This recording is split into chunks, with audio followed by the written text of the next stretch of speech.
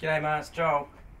Oh, hi dear, you alright? Yeah, no, all good. Do you want to hear this phone thing, just quickly? It's the real phones, like we finally recorded it, so it's pretty choice. I'll just crank it through the speakers if you've got a sec. Yeah, okay.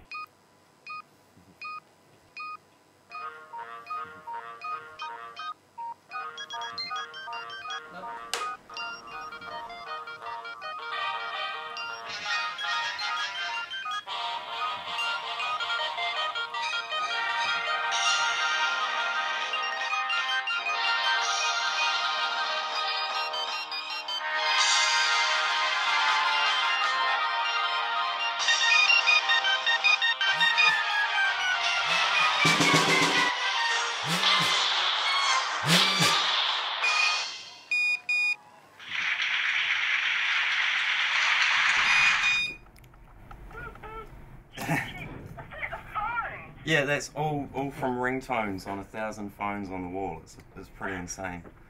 That's crazy. Yeah, I know. That's really cool. Yeah. That's really cool. Play it again. Really? Okay.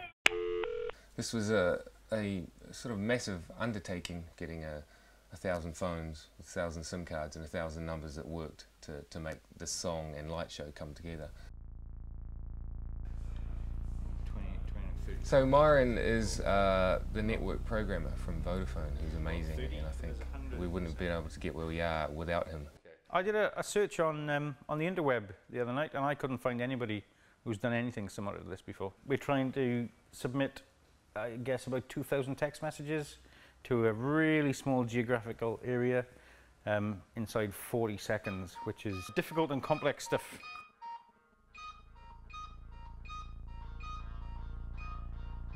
Did you catch those ones that came up late there?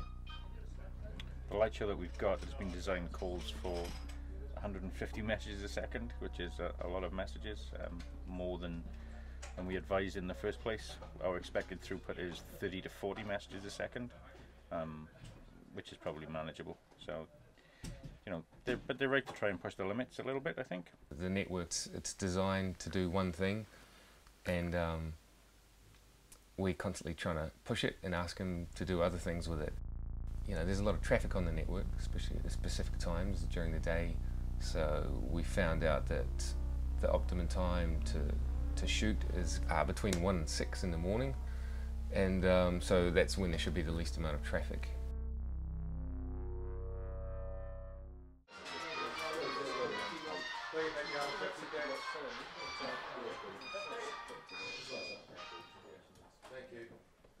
It's not like we could just program it to do exactly what we wanted. It sort of had a mind of its own in a way, and you'd do something and program it and go, hey, that was cool, and a few minutes later, when you're trying to set up something else, all of a sudden moments of it would come on again, or someone would text, or beep, beep, beep on the phone, beep, beep, beep, beep. Or you can join in at any time, really, but it'd be good to have it there. Yeah, totally. No matter how much prep you do and how much sort of theory you talk about with these experts that know as much as you can about networks and phones and texting and all the things that we had to suss out, it's still like, okay, it's going to do it this way, and you have no idea how it's going to go. Any adjustments we want to make to the phones, we have to do 1,000 times. The phones, in a way, they're like little eyes, you know, eyes that open up when something's happening and they close when they're not. So it's kind of almost like seeing the network alive, because the network's this invisible thing.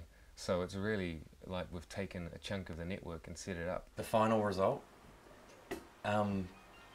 yeah, it's great. It's chaos, but you can totally make out the piece, you know, the orchestral 1812 overture, and I think the randomness totally adds to it, and it changes every time you play, like the best songs, you know.